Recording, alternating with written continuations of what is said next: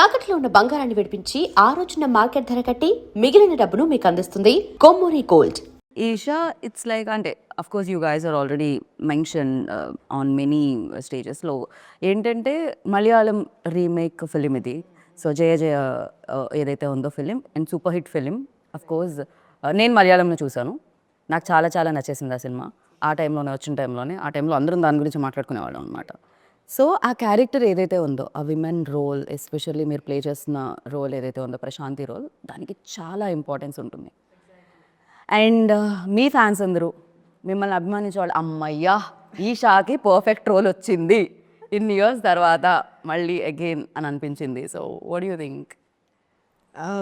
Obviously I feel very fortunate. ఎందుకంటే నేను Malayalam cinema చూసినప్పుడు నాకు అదే ఫీలింగ్, అరే ఇలాంటి క్యారెక్టర్ ఒకటి చేయాలి కదా అని చెప్పి చాలా అనిపించింది. బట్ అదే when Srujan Sajeev approached me, అంటే నాకు ఎప్పటి నుంచో చేయాలని ఉండింది కాబట్టి, అండ్ నేను ఆ స్టోరీ రైట్స్ కూడా తీసుకుందాం అనుకున్నా అప్పట్లో. సో వీళ్ళే అప్రోచ్ అయినప్పుడు నాకు చాలా బాగా అనిపించింది. అంటే ఇమ్మీడియట్గా నేను I want to do it అని చెప్పేసా. యూనివర్స్ మీకు ఇలా సపోర్ట్ కూడా చేసింది, మీరు అలా మేనిఫెస్ట్ చేశాను నేను ఫుల్లీగా అనమాట. సో అట్లా అయ్యింది. అండ్ అంటే చాలా తక్కువ కదా ఇలాంటి రోల్స్ వచ్చేవి కదా హీరోయిన్స్కి. సో అది రాగానే నాకు మెయిన్ ఇందులో ఏంటి అంటే యాక్షన్ సీక్వెన్స్ ఉంటుంది కదా, నాకు అది చాలా, అంటే ఒరిజినల్ చూసినప్పుడు ఇట్లా హై వచ్చింది చాలా. అరే భలే చేస్తుంది. అంటే అమ్మాయి చాలా ఆర్డినరీ క్యారెక్టర్, చాలా ఇట్లా సాఫ్ట్ ఉంటుంది యూనో. అంటే అసలు ఈ అమ్మాయి అలా అంటే ఇలా కూడా బిహేవ్ చేస్తుందా అన్నది మనకి ఫస్ట్లో అర్థం కాదు, అంటే రియాక్ట్ అవ్వదు కదా అట్లా.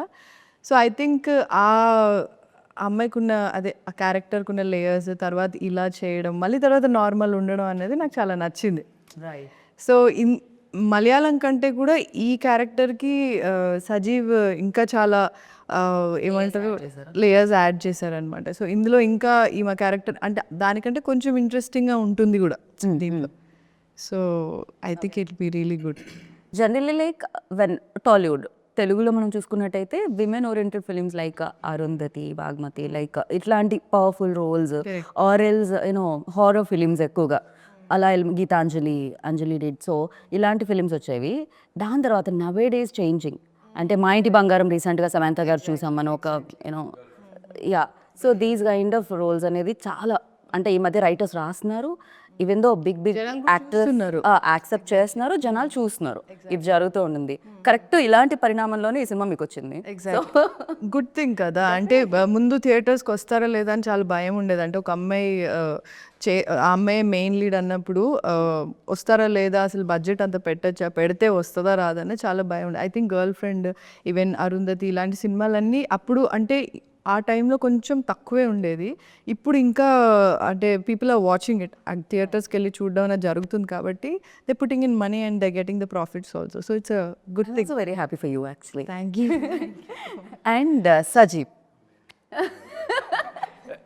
అప్పటికి నేను చాలా రిలాక్స్ చేశాను. ఇక్కడ 2 క్వశ్చన్స్ తీసుకున్నాను, స్ట్రైట్ అవే రాలేదు. ఇక్కడ చివరి వరకు నేను రిలాక్స్ అవ్వనండి, లోపల కొంచెం ఉంటుంది. లోపల ఉన్న డైరెక్టర్ రిలాక్స్ అవ్వట్లేదా లేకపోతే కెమెరా ముందు మనకి అవ్వదండి, కెమెరా వెనకాల ఏదైనా. రైట్. అండ్ డెఫినెట్గా ఎక్స్పీరియన్స్ యాక్టర్స్ ఉన్నప్పుడు న్యూ కమర్ ఆర్ డెబ్యూటెంట్ డైరెక్టర్కి కొంచెం ఈజీ అవుతూ ఉంటుంది, ఎంత కాదన్నా.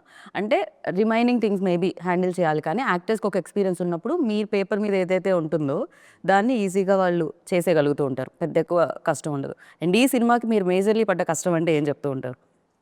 అంటే యాక్టింగ్ అంటే పెద్ద నేను ఎక్కువ కష్టపడలేదు, అంటే కట్టలేదండి. నేనంటే కష్టపడలేదని అంటే చాలా బాగా చేశారండి. అంటే క్యారెక్టర్స్లో అంటే మనం ఒక సీన్ ఎక్స్ప్లెయిన్ చేసినప్పుడు ఇలా కావాలి, ఈ రియాక్షన్స్ కావాలని మనం కొన్ని ఎక్స్ప్లెయిన్ చేయాలి. అంటే డైరెక్టర్ సైడ్ నుంచి కొన్ని వస్తాయండి. ఒక్క నిమిషం సార్, మీరు అటు ఇటు నడవకండి. మీ గజ్జల సౌండ్ హారర్ ఫిలింలో బ్యాక్గ్రౌండ్ స్కోర్లో వస్తుంది మన ఇంటర్వ్యూలో. Thank you. యా నిన్నే yeah please Ajay, sorry to interrupt. చూసారా, స్కిప్ అయిపోయింది. ఓకే, మామూలుగా ఒక సీన్ మనం ఎక్స్ప్లెయిన్ చేస్తున్నప్పుడు ఈ రియాక్షన్స్ కావాలి, ఆ రియాక్షన్స్ కావాలని మనకి ఒక మైండ్లో ఉంటుంది కదండి. మనం చెప్పకుండానే ఇద్దరు బాగా అర్థం చేసుకునేవాళ్ళు. తరుణాన్ని అయితే చిన్న చిన్న రియాక్షన్స్ ఉంటాయండి సినిమాలో. ఏదో బ్రేక్ఫాస్ట్ ఒక సీన్లో ఇడ్లీ పెట్టినప్పుడు ఇచ్చే రియాక్షన్స్ కావచ్చు, అలా చిన్న చిన్న లుక్స్ ఉంటాయి అన్నమాట. ఆ చిన్న చిన్న రియాక్షన్స్ ఏంటంటే మనం చెప్పకుండానే ఆ క్యారెక్టర్ ఎలా ఉంటుంది అని బాగా అర్థం చేసుకొని, ఆయన ఒక రైటర్ డైరెక్టర్ కాబట్టి నన్ను పెద్ద ఈ విషయంలో మాత్రం ఎక్కువ ఇబ్బంది పెట్టలేదు, కష్టపెట్టలేదు, అర్థం చేసుకొని చేశాను. ఈషా గారు అయితే జీవించారని చెప్పొచ్చు ఈ విషయంలో మాత్రం. అంటే చాలా అంటే నేను కొంచెం యాక్ట్ చేస్తాను, ఈ తగ్గించేయండి, ఇంకా తగ్గించేయండి, ఇంకా అంటే చాలా సటిల్. సెటిల్డ్గా అండి క్యారెక్టర్. అంటే ఒక విలేజ్ అమ్మాయి ఎలా ఉండాలో, అంటే మా చుట్టుపక్కల ప్రాంతంలో అంటే విలేజ్ అమ్మాయిలు ఎలా ఉంటారో చూస్తూ పెరిగాను కాబట్టి కొంచెం సెటిల్డ్గా ఉండాలండి. కొంచెం ఒక లేకపోతే కన్నీళ్ళు రెండే రావాలి, లేకపోతే లైట్గా రావాలి, ఇలాంటివి ఉండేవాడిని అంతే అండి. చిన్న చిన్నవి అలాంటి చిన్న అవే చాలా కష్టం. అదే కదా, చిన్న చిన్నవి చాలా ఈజీ అన్నట్టు చెప్తున్నారు ఆయన. వెరీ కంఫర్టబుల్ అండి అసలు. 2 questions at a time. Like one is, ఒక డైరెక్టర్ని ఇంకో డైరెక్టర్ డైరెక్ట్ చేసినప్పుడు ఎలా అనిపించింది మీకు? ఆ నర్వస్నెస్ ఉంటుందా? Because is already proven director and at the same time ఆయనకి చాలా ఇమేజ్ ఉన్న పర్సన్ ఆల్సో. సో ఆయన డైరెక్ట్ చేసినప్పుడు ఆ నర్వస్నెస్ ఉండిందా? అంటే అన్న వన్స్ సెట్కి రానంత వరకు లోపల చిన్న టెన్షన్ ఉండేదండి. అన్న ఎలా ఉంటారు సెట్లో. యాక్చువల్లీ నేను ఈ సినిమాకి ఫస్ట్ టైం నేను అన్న కలిశాను అనమాట. ఫస్ట్ ఎప్పుడు కలిసారు మీరు నరేషన్ టైం? February 29th అండి ఫస్ట్ బాగా డేట్ మ్యారేజ్. నాకు బాగా గుర్తుంది. February 29th ఉండదు. ఉందండి ఆ రోజు ఉంది. అవును కదా, February 29th ఉండదు. అయ్యోయ్యో, లేదు కరెక్ట్గానే చెప్పాను. నేను కరెక్ట్గానే చెప్పా. టైం కూడా చెప్పమని చెప్తా. 11:40 అని ఫస్ట్ సెకండ్ ఇచ్చింది. ఓకే. నేను టైం చూసుకుందా. యాక్చువల్లీ 11:30కి రమ్మన్నారు, 11:30కి రమ్మన్నారు. 10 minutes అన్న భయ వచ్చారు. 10 minutesలో కలిసి కరెక్ట్గా 11:40 కలిసారు. ఆయన బర్త్డే దాని తర్వాత ఈడైతే గుర్తున్నట్టుంది. కాదు, డేట్ టైం బాగానే గుర్తుంటుంది సజీవ్ గారు. ఎప్పుడు కలిసావు సజీ?